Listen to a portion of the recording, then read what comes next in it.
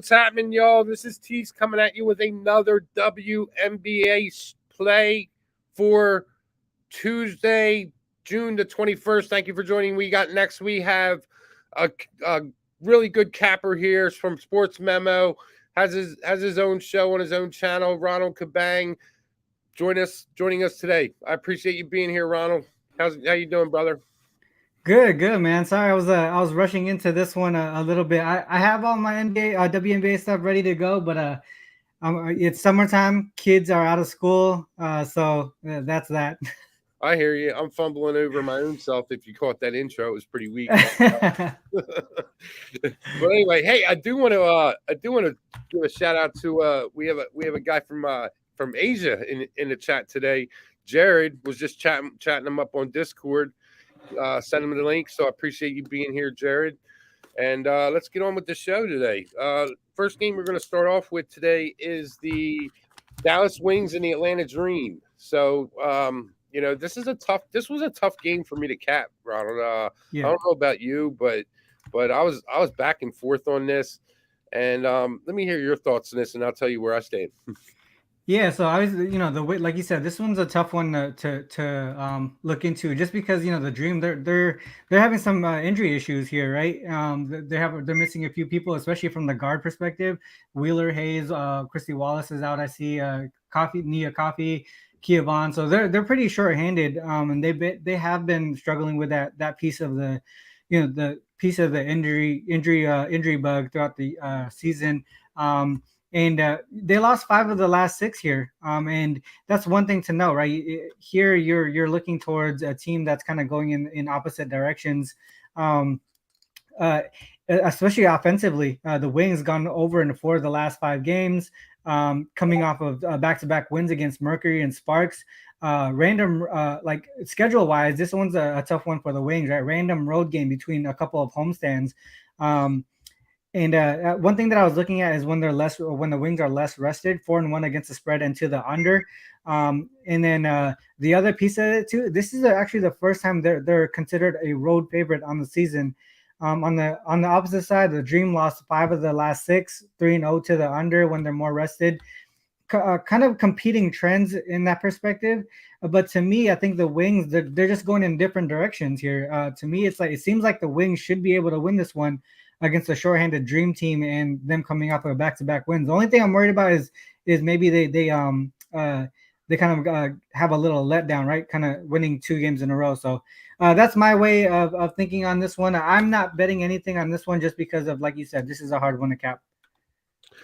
I agree with you on everything you said. I want to give a shout out to Tori Coker. What's good, my man? He's been putting some really good plays in the chat for us. I appreciate you being here. But as far as this game goes, the injury bug has really smacked the Dream, and the line's been really weird as well. Last night it was at 5.5. Then today I saw it at 3.5. It's back up to 4.5, and that only tells me that right there tells me that you have sharp money on the Dream, and the public's pushing it back up to Dallas. I jumped on the Dream at 5.5 last night, and I also took the over.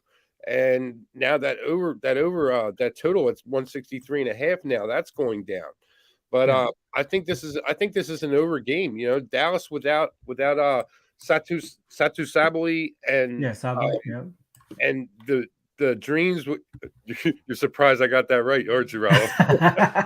I had to ask you that a couple times too. So he's like, yeah, that's right. Oh man, I'm notorious messing up these names, but yeah, I like the over in this game, and the reason why is you're missing a lot of defensive players for the Dream. I don't see this game anything but over. People are saying under. I'm on the opposite. And I was hoping that this line would go a little higher. A little lower, but I don't know. I don't know what's going on as far as that goes. That's where I stand. I'm on the Dream plus the 5.5, and I'll even take it to 4.5. I'm debating on the money line here, to be honest with you, and the over 163.5. Heck yeah, I'm on it. You have anything else on this? No, not really. Like I said, there's just a lot of competing trends and stats for me. Also, just the whole thing about having all these injuries happen. Like same thing in the NBA, right? When injuries come out, the bench players play up to another level that you didn't expect, and those are some of the things that I worry about, right? Just the unexpected stuff. Right, right. All right. Well, let's move on to the next game. We have the Minnesota Lynx taking on the Phoenix Mercury. This game's in Phoenix.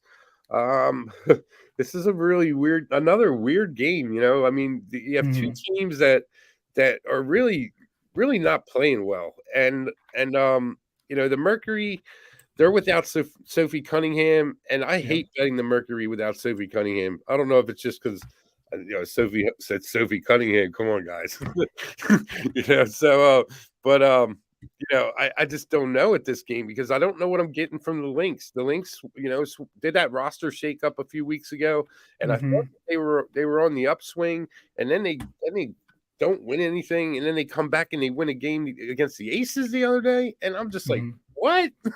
Yeah, right. That's crazy. So I don't have anything on this game but the over 168 and a half. And I can't if I'm leaning anyway on the side, it's got to be the Mercury. Tell me what you got. What you got, Ronald? Yeah, I'm with you on this over here. A lot of things are pointing in that direction. So first thing too is this is the first game of back to back. They're playing each other. Mercury at home this time, and then Lynx at home on Thursday.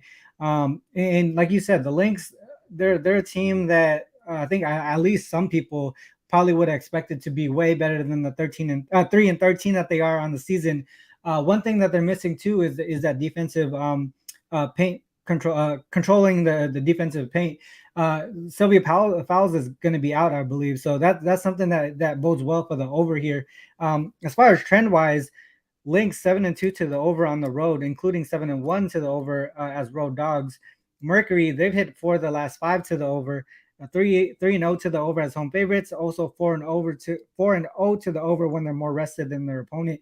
So a lot of things are moving towards that over. To me, when everything is lining up in a specific direction, that's when I go for it. Obviously, I took also the Lynx Mercury over on this one. Right, right on, right on. I feel good knowing you're on this. Yeah, Sylvia Fowles, she's not good. I would hope she comes back before the end of the year, but Yeah. Didn't they say she was gonna? This was her last season too. yeah, this is Yeah, her that's last it. year. Sucks. Yeah. Yeah, she's on her farewell tour and ends up getting injured in New York. It's like, oh Yeah. man. Well, I mean, the So biggest thing too is they've been missing out on Nafisa Koyer, and she's one of mhm. their best players. As far as especially coming back from the previous year, she would have been a big impact. Yeah. Well, she should be back soon. I'm guessing she'll be back around the All-Star break, maybe a little bit after. She had her baby a couple weeks ago. So I would, and she's married to her trainer, her personal, a guy a shooting trainer for NBA players. So she's got everything she needs at home to get back into shape and get ready to be in playing shape when she comes back. So that'd be a big addition. I'm guessing. When I say All Star break, I'm guessing, but I don't see why she wouldn't be back by then. So, Yeah, yeah, yeah. but hopefully Sylvia Fowles does come back before the end of the year. I Hmm. think it's going to be very tough given her age and the type of injury it was. I just it's sad. It's sad, and It is. Yep. and I that definitely I get that. yeah, and the way the Lynx have been playing this year, it's just terrible. I feel bad for her, but that's the way the cookie crumbles, I guess. Ball bounces, Hmm. I should say. All right, let's get on to our next game. We have the Chicago Sky and the Aces. This is a game that I've been looking forward to. I don't know if it's you, Ronald, but this this screams revenge for me. Yeah. Tell me your thoughts on this. Yeah, first thing too to know on this one, you typically when you see two key teams play each other, you kind of like look towards the under automatically, right? Regardless of the pace, they're typically a top tier team because of their defense, right? Defense wins championships. These are two teams that are up to that level with the Aces in the Sky. So to me, initially when I just see the two names, I automatically think under. So first thing too is Sky coming off of a loss after 3 straight wins, right? Failed to cover in 3 straight as well. 5 of the last 6 have gone to the over, but a lot of the trends follow the under. 4-0 straight up, 3-1 against the spread, and 4-1 to the under following a loss. As well as 3-1 against the spread and 3-1 to the under as road dogs, and that's the situation they are in today. And to me, coming off of a combined 171 point total point game, it's pretty above their average. So I feel like they're going to come down a little bit, right? 7-2 to the under when the total is greater than 160 as well. So when they're expected to have a high total score, they turn towards that under. On the aces side, 6-2 to the under when the total is greater than 171. So high total, it's something that they don't expect to I guess you kind of regress a little bit, right? Because they came off a big scoring game as well, coming off I think it was over 190 points combined. So having 2 games where they go over, the next game they give you a lower total. It's kind of telling you a little bit of a story. To me, I would take the under here against 2 top-tier teams.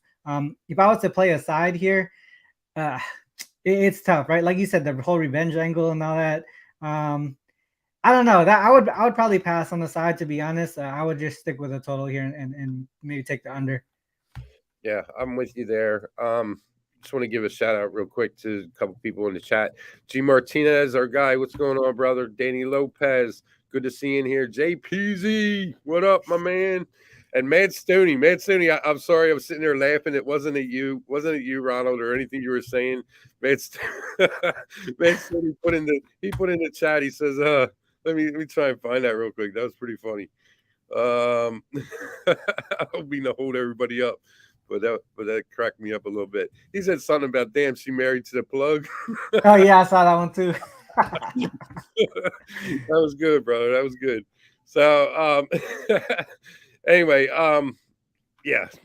Let me keep my composure here. Oh, here it is. Damn, she married to the plug. Gotta love it. Yeah, I do love it. Hey, Nafisa Collier, how could you pass that up? But anyway, Christopher Gordon, appreciate you being here. Joe Hill, our guy, what's good, brother? And another thing I see in here, I see one of our guys that Tory Coker, he's on the dream in the under. I can see that play. We've already went over that game, but I can see that play. But I like the over, and I gave you the reasons for it. You can rewatch it if you want to hear them. So anyway, all right, let's get back to the Sky Aces. I like the Sky coming off of that loss. To the Fever. I feel bad for the Fever next game. I'm going to tell you that right now. Instead of Fever and the Sky play, I feel bad for them. Did you see the Twitter that they put out? They pulled a line from the Cubs that said raise the W. Oh my god! On their tweet, like, oh, are you kidding me? Hey, they don't get a lot of these W's, so they gotta celebrate when they can. No, but to steal a line from the Chicago Cubs, that's like throwing it right into the Sky's face. That is going to be an ugly game when they meet up again. So I believe it. I need to look at the date and find out when that is and mark it in my calendar, because I will be all over the Sky. That's for damn sure. And I'm all over the Sky in this game as well. The Aces coming off of a loss, it makes me think I want to take the Aces. But you're giving me 7.5 points against a Sky team who's got Candace Parker back, and they're playing with a revenge on their mind just from the last game in Chicago. I've got to go with this, and I have to go with the under with Candace Parker being back.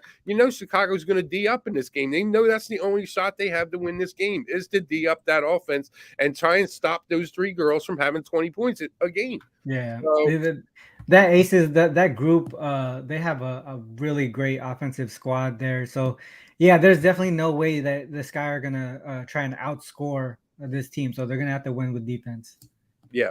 July 7th. Thank you, G Martinez. I'm marking that in my calendar. Hey, right. Interesting to know on that game, on July 7th, Sky are playing a second game of back-to-back.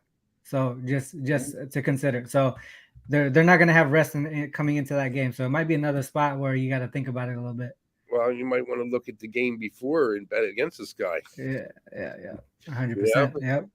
But we'll see when that time comes. I would think that they get up for that game, but we'll see. We'll see. We'll see what the NBA WNBA guys give us. JPZ, why do you think the Sky went from 7.5 back to 8?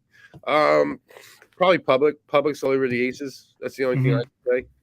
And all right, so let's get on to the next game. We got to keep it moving here. We got to get ourselves into a rhythm because we have a new show coming on Pub Sports tomorrow, and we need to keep it moving. So let me get to this last game. We have the Mystics and the Sparks. This game has got me a little on the perplexed side because this line dropped. It dropped a lot, and I was on the Sparks money line last night, and I was on the under at 168.5. I don't like to see the under drop to 162.5 just because of the fact that when these lines drop like that and they're going my way, I end up losing. I like it when they go against me. But so if I was to rebet this, I would rebet the over 162.5. Of course, this game is without Elena Deladon. Doesn't make these trips, and the Mystics at -2.5. That makes me want to take the Mystics, but I can't do it. I got to give the Sparks one more shot at this. And tell me your thoughts on this, Ronald. I'm sitting there running my mouth. This one is a tough one. Like you said, the line's all over the place, right? It opened up at -6, I believe, and 168.5. Now it's like down to -2.5 and 162, I believe. So when you, like you said, when you get that much closing line value, sometimes it goes to the point where it's too much. And there's that point where there's that middle piece, right? Because there's that many points in between that there's a possibility. So this one's tough. You can't give out the under now when it's already at 162.5. That's tough. So you just lost so much value. But from a trend perspective, the Mystics have been an under team all season long. This is their defense, right? And then now I think EDD is out, right, for this one, if I remember correctly. Yeah, EDD is out. Shakira Austin, she's been a pretty good replacement player for when those games are out, when EDD is out. But I wonder if I remember correctly though, don't the games when EDD is out, don't they typically give up a little bit more offensive on the defensive side of the ball? If I remember, I don't have that down right now, but if I remember correctly, when she's out, I think the opponents score a little bit higher percentage. And then on the Mystics side, like I said, they've been a strong under team all season long. And from a trend perspective, as road dogs, they've been good in that situation. And also against teams with a losing record, which the Sparks are, they're 3-0 against the spread and 3-0 to the under in both of those situations. This is a tough spot for me. I probably will stay away at the end of it just because, especially when EDD out, with EDD out, it almost seemed like they overvalued her missing, because I really do feel like Shakira Austin is a great replacement player for her to pick up a lot of the pieces. You already have Natasha Cloud and Atkins and they have serviceable players to be able to take care of business here. The only other piece of it that I want to mention is playing in the West Coast, Washington, D.C. team going over to L.A. That's the piece that kind of is another piece of the capping puzzle that you need to worry about as well. But Sparks, they failed to cover in the last 4. They're just trending in the wrong direction. Yeah. Oh, I hear you on that. One thing we need to talk about real quick is Shakira Austin. I love Shakira Austin. I think she's a dog. She's gonna be a great player, but she might be getting thrown to the wolves tonight. She's got Liz Cambage and Neka Agwamike. Yes. They we're ski when you need them. We need to confirm we said it correctly. Yeah. So Shakira Austin's going to have her plate full today going against those two, and this is where the Mystics could definitely use EDD, and I don't even know if she made the trip to be able to talk to Shakira on the sidelines and let her know, like, look, this is what's going to happen, So I'm curious to see how Shakira Austin does in this, and that's one of the reasons why I took the Sparks on the money line last night.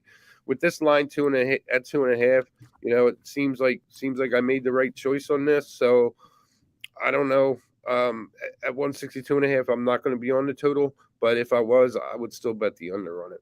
So that makes sense. That's where I stand as far as that goes. We'll take a look at the chat real quick before. Whoa. I just got this new Mac, and I'm trying to figure this out. uh, yeah, come on, guys, give us some likes here. Ronald came on here. Show him the love. Show him that we actually have people that care on this chat. I have the best chat, Ronald. You don't even know. These guys are great, man. They throw out some great picks and everything. Yeah, I see some familiar names in here. I love the support that these guys bring to the table, especially when it's all these different, like there's a whole bunch of different companies that do these shows, and we see the same guys supporting everywhere, and I love it. Yeah, it's good stuff, man. And Stoney says they're going to FaceTime during the game. Yeah, that'd be some shit, huh? Yeah, I'm cracking up. You got me dying over here. We got Ron Crawford in here. Is that the spreadsheet play today, Ron? Dallas -4. Ooh, I don't like to see that, man. I don't like to see that. But I'm gonna get the spreadsheets. It's gonna be one of those nights for me. Yeah, if Ron's on that -4, I might look at that because I mean, looking back, I did only talk about like the total and all that stuff, but looking back, there is some support towards the Wings here, and the Dream they're just missing a lot of players. That's the only thing I'm worried about is how does the team play up to that level, and if the Wings play down, right? They see a whole bunch of key players out. Why would they need to try so hard? That's the only thing I'm worried about. Yeah, no, I hear you, man. I hear you. But it all in all, we'll see what happens. I don't think I don't think I'll be doing anything more on this. I put my action in last night. I think I'm going to stick with it. Why don't you give us a rundown on who you're on today, Ronald? Yeah, so I think I'm really digging the Wings. I haven't put that in, but I might end up doing that. The only thing that I like really is that I put in so far is the Lynx Mercury over, and I'm looking also at the Sky Aces under. So those are the three plays that caught my eye. The only one that I've bet so far though is the Lynx Mercury over. The Lynx Mercury over, yes, I like that one too. James wants to know what's the best first half to take. I'm this is contrary to what I'm playing. What I played already, but I'm really thinking about taking Dallas first half. I don't know. Pete Loshak, he kind of took me off it a little bit earlier today, but I still like that Dallas first half. And this is really weird. Usually I'm on a first half pick like from the door, but I'm really not today. You have any first half looks, Ronald? Yeah, on that. Did you say the Wings first half? Yeah. Yeah, so I was looking at Wings here on the road. They typically are down at half and then take over in the second half. Typically, especially in that third quarter, there's about a 4.5 point gap, 4.6 point gap in that third quarter. They're plus 4.6 in that third quarter, plus 1.1 in the fourth. So yeah, they're actually a second half team on the road. If you want to look at that, so first half would probably lean towards the Dream in that perspective. And that kind of goes with what I was saying, right? You see a team that has is short that doesn't have their key players in there. Why would they need to try so hard? So they're probably just going to try and cruise and see if they could stick around that first half. And when they see the Dream stay close, they're going to want to play harder in the second half and take over in that aspect. So yeah, that's what I was thinking. Yeah, I can see that. And honestly, earlier this season, I would not have taken the Wings first half, but the way the Wings have been playing lately, they've been a first half team. So I haven't taken it, and I don't know if I will, but hearing you say that, Ronald, kind of makes me feel, the Dream first half. And hopefully, because usually when I bet a first half, like if I was to take the Wings first half, Dream full game, I always go ass backwards, and I end up being on the wrong side of each. So so that might be a telling sign right there. Yeah. But we'll get this all wrapped up. Let me take a look at this chat real quick before we get out of here. Let me see. JPZ 3.5 now. Yeah, you can get those out there. Aces at home. It is tough to go against the Aces at home and G Martinez, but I'm doing it. I did it, so we'll see what happens. Very hard. It was very hard decision for me to make. It really was, but I did it. So we'll see. I'm not saying that the Sky win. I just don't think they lose by 7.5 points. Yeah, no, So, exactly. That's a line where you can get the W and not cover. yeah. Just to answer a couple of questions, what number did I get on the Lynx over 168? I got it this morning. That's where I got that number. And then the other piece is that Dream first quarter. Here's some numbers that I want to add to that Dream first quarter. Dream first quarter at home plus 0.9 points in the seven game sample size, and then the Wings on the road minus 2.3 in the first quarter. That's a eight game sample size. So you're seeing that cross reference there. So first quarter on the Dream does look like it's pointing in that direction. Yeah. Yeah, no, I hear you there. You said the first quarter? First quarter, yeah. Yeah. That's if I was to play a first quarter, it would definitely be the Dream. Ron Walsack, this Dallas second half might be a play with Dream starters playing over 40 minutes last game. Yeah, I mean, I could see that, but I mean, you're talking about a really young Atlanta team here, and if you got girls, that can't re-energize themselves, and in 2 days, then what are you doing in the WNBA? I mean, seriously, Yeah. they're a young team, and they're Tanisha Wright, she's got a bunch of dogs on that team, man. So, I expect them to come to play and be able to play 40 minutes. So, I don't know. Do you have anything else, Ronald, before we get out of here? Nah, man, that's pretty much it. Appreciate you guys in the chat. Appreciate you, Teece, for having me on. This is the first time being on with you. I would love to have you on my show as well to talk some WNBA and break that down live. My show Let's Cap. That's what we do. We break down games live together, and that's the fun piece of it. I think being able to bring cappers together and do that and win together, right? Win together. That's our main goal. Yeah, I love it when we all get together. You form that chat, the WNBA cappers chat, and that that was great. I love it, and I love having you on. Love having Ski on. I want to get Jay on, and getting perspectives from other cappers. That's really really a good thing for all of us, for the chat, for me, for you. So. I'll end this show now, and I just want to let everybody know. Please do me a favor, man. Please bet within your means and bet responsibly. This, even whether you're doing this for a living or for fun, you always need to be able to pay the bills. So do yourself, do your family a favor, and bet responsibly. Don't go chasing losses and anything like that. And on that, real quick. We have a $2 parlay that we're going to start. I wanted to start it today, but we will do it tomorrow. We'll start it tomorrow. I keep saying that, but we will. We talked about this, about the chat, doing the chat, a $2 parlay where I'll take a team, you'll take a team, like my guest will take a team, and then the chat will take a team. So let's do it real quick. Who do you like for on $2 parlay, Ronald? I'm gonna go with my best bet, which is that Lynx Mercury over. I think that would be the one to go with. All right, chat, real quick, give me something. And I'm gonna go with the. Oh man, at a line right now, I'm gonna go with the Sky. I'm gonna go with the Sky 7.5. If anybody in the chat wants to throw in on this, and then I'll put it in today. And Degenerate, I can't use the Aces -8 when I'm playing the Sky. I can't do that, bro.